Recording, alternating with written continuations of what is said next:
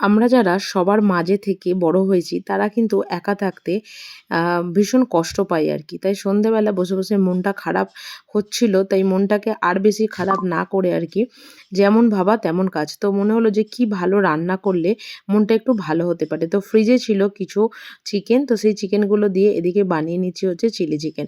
আর fried rice যেহেতু মাঝে, মাঝে খাওয়া হয়ে থাকে তাই এখন আর বিশেষ ফ্রায়েড রাইসটাও খুব একটা ভালো লাগে না। বিশেষ করে আমার হাতে ভালো লাগে না। কেউ রান্না করে দিলে সেটা তো একদম অমৃতর মতন লাগে আর কি। তো সেই কারণের জন্য ভাবলাম যে একটু পোলাও রান্না করা যায়। গোবিন্দভোগ চালের পোলাওয়ের ঝামেলাটা একটু বেশি।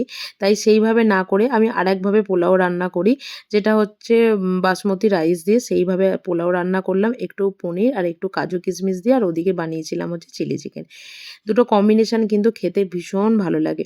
কেমন লাগলো তোমাদের আজকের এই কম্বিনেশনটা অবশ্যই কিন্তু কমেন্ট করে জানিও। টাটা!